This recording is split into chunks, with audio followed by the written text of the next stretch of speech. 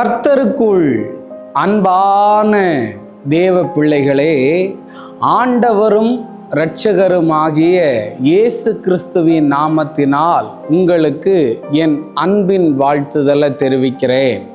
இந்த 2025 ஏப்ரல் மாதம் 1ஆம் தேதியில் உங்களை உங்களுடைய வீடுகளிலேயும் இந்த தொலைக்காட்சியின் மூலமாகவும் உங்களை கண்டு சந்திப்பதை குறித்து நான் மிக்க மகிழ்ச்சி அடைகிறேன். கடந்த 3 மாதங்களும் நம்மை நன்றாய் நடத்தின நல்ல ஆண்டவர் இந்த 4வது மாதமும் உங்களை அற்புதமாகவும் அதிசயமாகவும் நடத்த என் தேவன் உண்மை உள்ளவராய் இருக்கிறார்.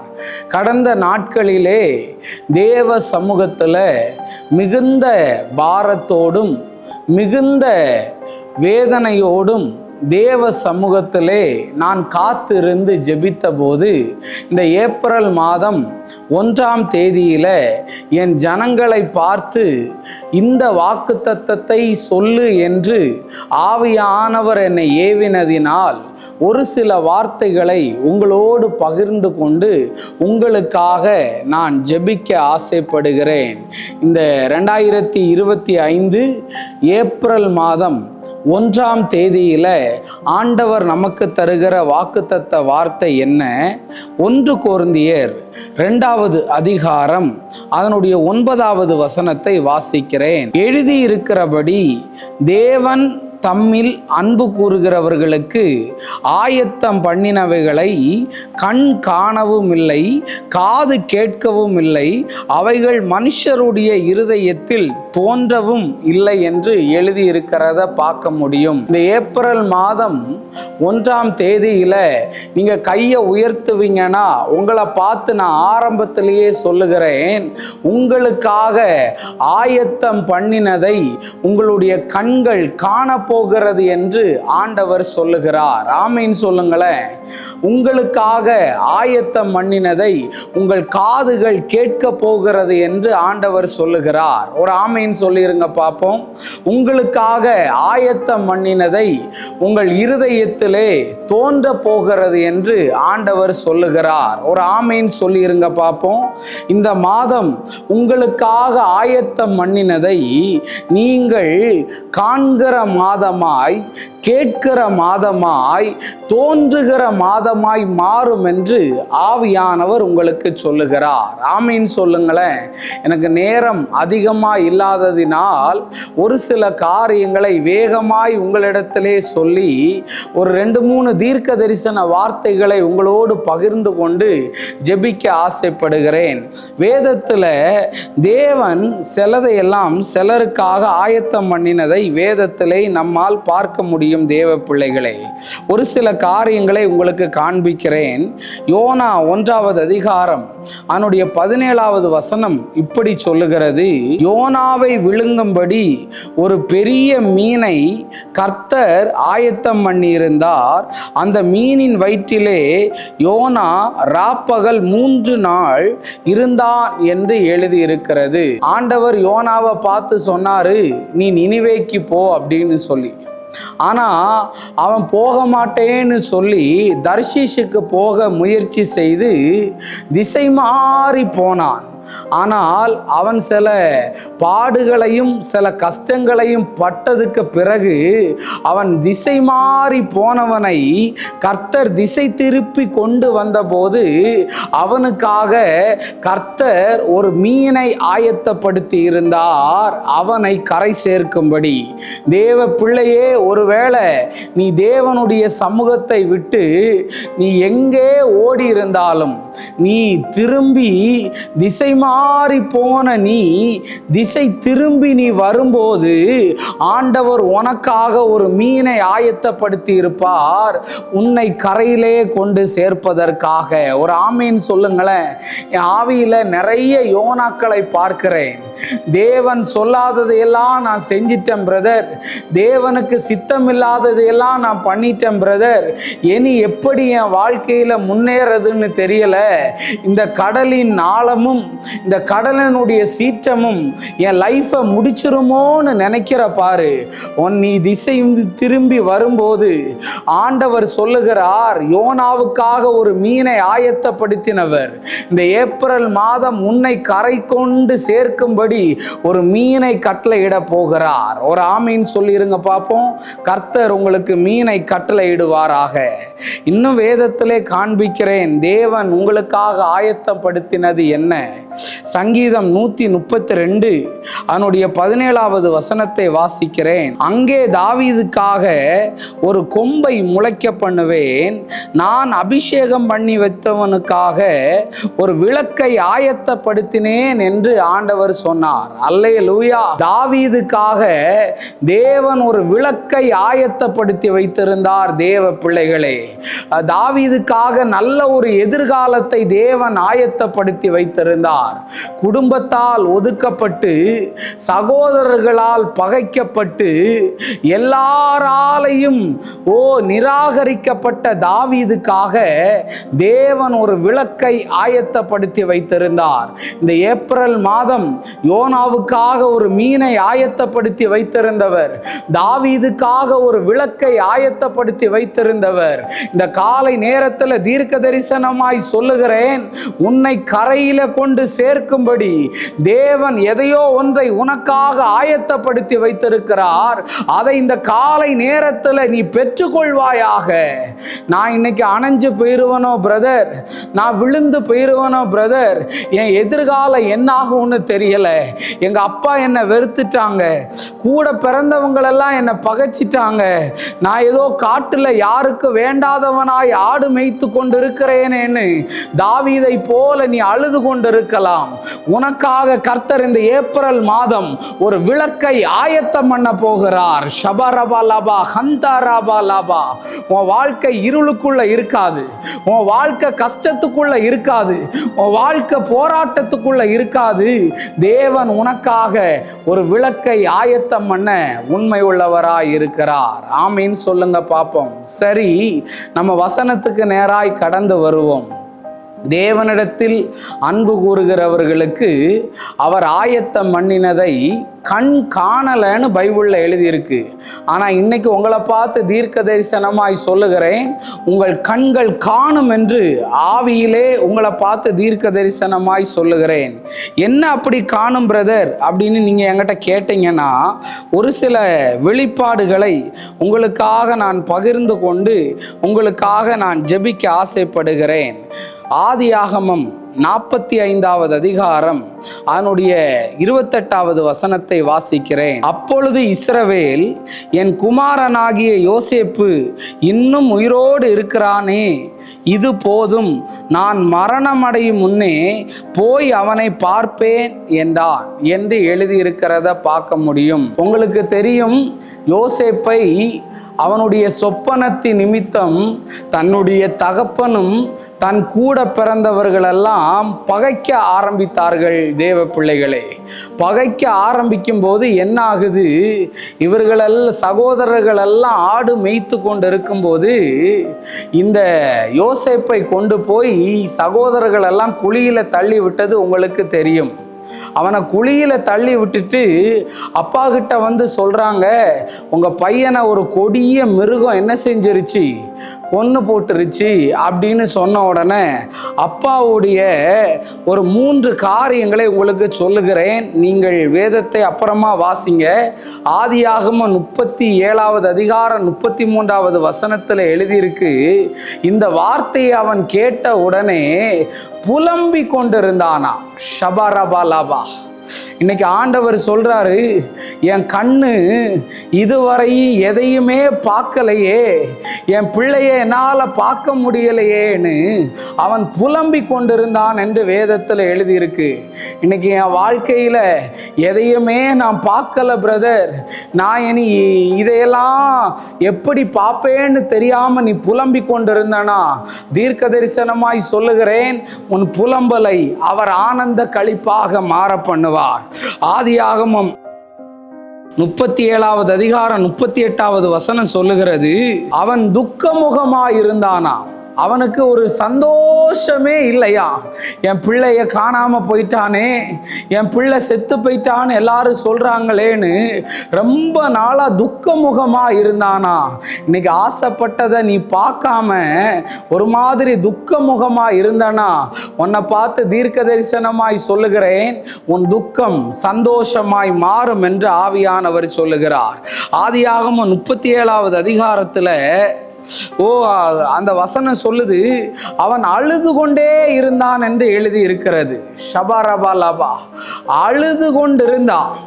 என் பிள்ளைய என்னால இனி பார்க்க முடியாதே, என் பிள்ளை செத்து போயிட்டானேன்னு அழுது கொண்டிருந்தான். இந்த வார்த்தையை கேட்டு அவனை பார்த்து தான் கர்த்தர் சொன்னாரு, யோசேப்பு உயிரோடு இருக்கிறான்னு கேள்விப்பட்ட உடனே யோசேப்பை போய் பார்க்க போகிறேன் என்று சொன்ன உடனே அவனுடைய போய்கொண்டிருந்த உயிர் திரும்பி வந்ததான். தேவ பிள்ளையே, இன்னைக்கு உனக்காக வச்சிருக்கிற யோசேப்பை உன் கண்கள் காண போகிறது இயேசுவின் நாமத்தினால.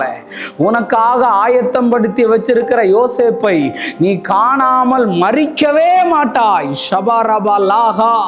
ஒருவேளை திருமணத்துக்காக நீ காத்து கொண்டிருக்கலாம், ஒருவேளை உயர்வுக்காக நீ காத்து கொண்டிருக்கலாம், ஒருவேளை நீ ப்ரொமோஷனுக்காக காத்து கொண்டிருக்கலாம். இதுவரையும் என் கண்கள் காணவே இல்லையேன்னு இன்னைக்கு கண்கள் பூத்து போனதா இருக்கலாம், கண்கள் இருளடைந்ததா இருக்கலாம். ஆனால் ஆவியானவர் இந்த நாளிலே தீர்க்க தரிசனமாய் உன்னை பார்த்து சொல்லுகிறா, உன் கண்கள் காணும் என்று கர்த்தர் சொல்லுகிறார். எதை காணும்? எதை நீ பார்க்க மாட்டேன்னு சொன்னையோ, எது உனக்கு கிடைக்கவே கிடைக்காதுன்னு சொன்னையோ, யாக்கோபு இவ்வளவு நாள் நீ புலம்பிக் கொண்டிருந்தாயே, இவ்வளவு நாள் துக்கத்தோட இருந்தாயே, இவ்வளவு நாள் நீ அழுது கொண்டிருந்தாயே, உன் கண்கள் உன் மகனை காண போகிறது. ஷபரபா லபா, எந்த அற்புதத்தை இதுவரையும் பார்க்கலையேன்னு கண்ணீரோட இருக்கிறாயோ, எந்த விடுதலையை இதுவரையும் அனுபவிக்க முடியலையேன்னு இருக்கிறாயோ, எந்த ஒரு நன்மை எனக்கு வரலையேன்னு கண்ணீரோடு இருக்கிறாயோ, அதை உன் கண்கள் காணும். அநேக யோசிப்புகளை இழந்து போய் இருக்கிறையா? உன் பிள்ளைய நீ இழந்து போய் இருக்கிறையா? உன் பிள்ளைய காணாமல் போய் இருக்கிறையா? இன்னைக்கு தொலைந்து போனதையும் காணாமல் போனதையும் தேவன் கண்டுபிடித்து தருவார். அதனால் கர்த்தர் சொல்லுகிறார், உன் கண்கள் காணும் என்று. அல்லேலூயா. இரண்டாவது சொல்லப்பட்டிருக்கிறது, உன் காதுகள் கேட்கும் என்று. தேவனிடத்தில் அன்பு கூறுகிறவர்களுக்கு அவர் ஆயத்தம் பண்ணினதை காது கேட்கும்னு பைபிள்ல இருக்கு. தேவ பிள்ளைகளை, என்ன அப்படி காதுல கேட்கும்னு தெரியுமா? 1 ராஜாக்கள் 18வது அதிகாரம் அவனுடைய 41வது வசனத்தை வாசிக்கிறேன். பின்பு எலியா ஆகாப்பை நோக்கி, நீர் போம், போஜனபானம் பண்ணும், பெருமழையின் இரைச்சல் கேட்கப்படுகிறது என்றார். சமரியா தேசத்துல 3 வருஷமும் 6 மாதமும் மழை இல்லைங்க, ஒரே பஞ்சம். இந்த எலியா தீர்க்கதரிசி கர்மேல் பர்வதத்தில் ஏறி நின்று ஒவ்வொரு முறையும் ஜெபிக்கிறார். ஜெபிச்சுட்டு வேலைக்காரனை பார்த்து கேட்குறாரு, எப்பா ஏதாவது தெரியுதா, ஏதாவது தெரியுதான்னு. அவன் கிளியரா 6 முறையும் வந்து சொல்றான், ஒண்ணுமே தெரியலன்னு. ஆனா 7வது முறை ஜெபிச்சுட்டு வேலைக்காரனை போய் சமுத்திரத்துல பாருன்னு சொன்ன போது 6 முறையும் தெரியலன்னு சொன்னவன், 6 முறையும் ஒண்ணு இல்லைன்னு சொன்னவன், 7வது முறை ஒரு உள்ளங்கை மேகம் எழும்புகிறதை காண்கிறதுன்னு சொன்ன உடனே எலியாவுடைய காதுல மட்டும் பெரிய இரைச்சலின் சத்தம் கேட்டதான். அப்படின்னா என்ன அர்த்தம் தெரியுமா? ஆசீர்வாதமான மழை வருகிறது, ஊர்ல உள்ள யாருக்கும் தெரியலனாலும் ஜெபிச்சுக்கிட்டு இருக்கிறல மகளே, உன் காதுல ஒரு இரைச்சலின் சத்தம் கேட்க போகிறது இயேசுவின் நாமத்தினால. பிசாசுனுடைய சத்தம் அல்ல, வேதனையின் சத்தம் அல்ல, ஒப்பாரியின் சத்தம் அல்ல, ஒரு ஆசீர்வாதமான மழையின் சத்தம் எலியாவினுடைய காதுகளிலே கேட்டது போல உன் காதுகளிலும் கேட்க போகிறது. வறண்டு போய் இருக்கிறையா? வறுமையில இருக்கிறையா? பண கஷ்டத்துல இருக்கிறையா? கடன் நெருக்கடியில இருக்கிறையா? இன்னைக்கு கர்த்தர் சொல்லுகிறார், ஷபரபா லபா, பிசினஸ்ல வறட்சி, வேலையில வறட்சி, இன்னும் எனக்கு வேலை கிடைக்கலையேன்னு நிறைய பேர் அழுது அழுது கொண்டு இருக்கலாம். இன்னும் எனக்கு இன்டர்வியூ கால் வரலையேன்னு அழுது கொண்டு இருக்கலாம். இன்னைக்கு கர்த்தர் சொல்லுகிறார், உன் காதுல ஒரு பெரிய இரைச்சலின் சத்தம் இயேசுவின் நாமத்தினால எல்லா தடைகளையும் தாண்டி கேட்க போகிறது என்று ஆவியானவர் தீர்க்க தரிசனமாய் சொல்லுகிறார். ஆமீன் சொல்லுங்களேன். உன் காதுகள் கேட்கும் என்று கர்த்தர் சொல்லுகிறார். மூன்றாவது சொல்லப்பட்டிருக்கிறது, தேவனிடத்தில் அன்பு கூறுகிறவர்களுக்கு அவர் ஆயத்தம் பண்ணினதை இருதயத்தில் தோன்றும் என்று எழுதியிருக்கிறது. லூக்கா எழுதின சுவிசேஷம் 2வது அதிகாரம் அவனுடைய 19வது வசனத்தை வாசிக்கிறேன். மரியாளோ அந்த சங்கதிகளை எல்லாம் தன் இருதயத்திலே வைத்து சிந்தனை பண்ணினாளா. இருதயத்தில் தோன்றோன்னு சொன்னல, மரியாள் உன் வயிற்றுல ஒரு ஆண்டவர் பிறப்பார் என்று சொன்ன உடனே இது எப்படி ஆகும், இது எப்படி நடக்கும், நான் புருஷனை அறியேன் என்று இருதயத்திலே சிந்தனை பண்ணி கொண்டிருந்தாளாம். அவள் இருதயத்தில் தோன்றின காரியங்கள் அவள் வயிற்றில் உருவாக ஆரம்பித்தது. தேவ பிள்ளையே, இன்னைக்கு நான் உன்னை பார்த்து சொல்ல வரேன், இல்லாதவைகளை இருக்கிறது போல அழைக்கிற ஆண்டவர், சகலத்தையும் உண்டாக கடவது என்ற வார்த்தையின் மூலம் உண்டாக்கின ஆண்டவர், இதுவரையும் தோன்றாத காரியங்கள், இதுவரையும் உருவாகாத காரியங்கள், இதுவரையும் நடக்காத காரியங்கள் எல்லாம் உனக்காக ஆயத்தம் பண்ணினதை கர்த்தர் தோன்ற பண்ணுவார். தேவ பிள்ளையே, சாலமோன் என்று ஒருவன் உருவாகும் முன்னமே தாவீதை பார்த்து கர்த்தர் சொன்னார், நீ இந்த ஆலயத்தை கட்ட மாட்ட, உன்னுடைய சந்ததியாகிய உன் மகன்தான் ஆலயத்தை கட்டுவானு. ஒருவன் பிறக்கும் முன்னமே அவனுக்காக ஆயத்தம் பண்ணின ஆண்டவர். இன்னைக்கு உன் கண்ணுல பார்க்கலன்னு கவலையோட இருக்கிறையா? உன் காதுல கேட்கலன்னு கவலையோட இருக்கிறையா? உன் இருதயத்துல தோன்றலன்னு வேதனையோட இருக்கிறையா? இன்னைக்கு கர்த்தர் சொல்லுகிறார், உனக்காக ஆயத்தம் பண்ணினத உன் கண்கள் காணும், உன் காதுகள் கேட்கும், உன் இருதயத்துல தோன்றும். இதுவரையும் கன்சீவாகாம இருக்கிறையா? இந்த மாதம் நீ கன்சீவாவாய். இந்த மாதம் உனக்கு திருமணத்துக்கான நல்ல செய்தி வரப்போகிறது. உனக்கு இந்த மாசம் சிலரை ஆவியில பார்க்கிறேன், வேலை கிடைக்கலையேன்னு. எத்தனையோ கம்பெனியில ஏறியாச்சு, எத்தனையோ இன்டர்வியூக்கு போயாச்சு, இன்னும் எனக்கு ஒரு ஆசீர்வாதம் வரலையேன்னு மன அழுத்தத்தில் இருக்கிறையா? சாக போகிற நிலைமையில இருக்கிறையா?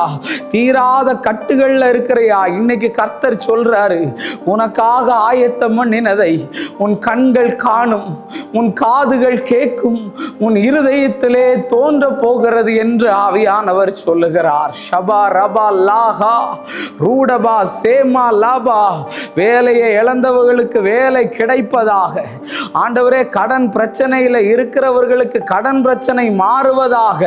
வியாதியோடு இருக்கிறவங்க, தைராய்டு பிரச்சனையோடு இருக்கிறவங்க, கிட்னியில ஸ்டோனோட இருக்கிறவங்க, யூரின் பிளாடர்ல பிரச்சனையோட இருக்கிறாங்க, தீராத உரித போக்கோடு இருக்கிறவங்க எல்லாத்தையும் ஆண்டவர் தொடுவீராக இயேசுவின் நாமத்தினால. உனக்காக ஆயத்தம் பண்ணினதை தேவன் வெளிப்படுத்தி தருவார். நம்ம எல்லாரும் கண்களை மூடி ஜெபிப்போமா? அன்பான நல்ல ஆண்டவரே, இந்த நேரத்திற்காக உமக்கு நன்றி சொல்லுகிறேன். இந்த ஏப்ரல் மாதம் இந்த பிள்ளைகளுக்காக ஆயத்தம் பண்ணினதை கண் காணட்டும், காது கேட்கட்டும், இருதயத்திலே அது தோன்றட்டும் என்று நான் ஜெபிக்கிறேன்.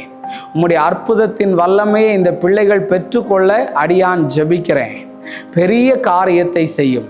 ஏப்ரல் மாதம் ஆண்டவர் இந்த பிள்ளைகளை ஆசீர்வதிக்கும்படியாய் ஜெபிக்கிறேன். இயேசுவின் நாமத்தில் வேண்டுகிறேன் நல்ல பிதாவே. ஆமேன், ஆமேன், ஆமேன். God bless you. கர்த்தர் உங்களை ஆசீர்வதிப்பார். தொடர்ந்து அரைஸ் ஃபார் கிரைஸ்ட் மினிஸ்ட்ரிக்காக நீங்கள் எல்லாரும் ஜெபிக்கும்படி தாழ்மையோடு கேட்குறேன். டெய்லி காலையில் 5 மணிக்கு என்னுடைய செய்தி அரைஸ் ஃபார் கிரைஸ்ட் மினிஸ்ட்ரி என்ற யூடியூப் சேனலில் வெளியாகுது. நீங்கள் பார்த்து மகிழும்படியாக ஜெபிக்கிறேன். அதே மாதிரிக்கில் தேவ பிள்ளைகளே, எல்லா சனிக்கிழமைகளிலும் சாயந்தரம் 7:30 7:45 வரையும் விடுதலை நேரம் என்ற ஒரு நிகழ்ச்சி நம்பிக்கை டிவியில் ஒளிபரப்பாக ஆகுது. அதை நீங்கள் பார்க்கும்படி ஜெபிக்கிறேன். உங்களை பார்க்க சொல்லுகிறேன். தொடர்ந்து ஒரு முக்கியமான தகவல்களை சொல்கிறேன். வருகிற ஏப்ரல் 13ஆம் தேதி இப்போவுமே குறித்து வச்சுக்கோங்க. பாம் சண்டே அன்னைக்கு சாயந்தரம் 5 மணியிலிருந்து 8 மணி வரையிலையும் பம்மல் ஜெயின் ஹாஸ்பிட்டல் பக்கத்தில் உள்ள ஒரு இடத்துல வச்சு நான் ஒரு மீட்டிங்கை எல்லா மாதமும் 2வது ஞாயிற்றுக்கிழமை நடத்திக்கிட்டு இருக்கிறேன். இந்த மாதம் என்ன விசேஷம்னா, ஏப்ரல் மாதம் என்ன விசேஷம்னா ஆண்டு விழா, 1வது ஆண்டு விழா. தேவன் அந்த மீட்டிங்கை ஆரம்பித்து 1 வருஷம் ஆகுது. உங்களை நான் வெல்கம் பண்ணுறேன். எங்கே இருந்தாலும் இப்போவுமே டிக்கெட்டை புக் பண்ணிவிட்டு கண்டிப்பாக அந்த மீட்டிங்க்கு வாங்க. நிறைய அற்புதம் நடக்குது. தொடர்ந்து என்னுடைய மினிஸ்ட்ரியை காணிக்கையினால் சப்போர்ட்டுனால தெரிஞ்சும் தெரியாமல் நிறைய பேர் தாங்குறீங்க. உங்களுக்கு ஆவியானவர் ஏவுவாரானால் என்னுடைய ஊழியத்துக்காக தாங்குங்க. கர்த்தர் பெரிய காரியத்தை செய்வார். உங்களுக்கு யாருக்காவது ஜெப தேவைகள் இருந்தால் திரையிலே என்னுடைய நம்பர் போடப்பட்டிருக்கிறது. கண்டிப்பாக கால் பண்ணுங்கள். நான் ஃப்ரீயாக இருக்கும்போது உங்களுக்கு எடுத்து ஜெபம் பண்ணுவேன். God bless you. இந்த மாதம் உங்களுக்காக ஆயத்தம் பண்ணினதை காண்கிற மாதமாய் மாறும்.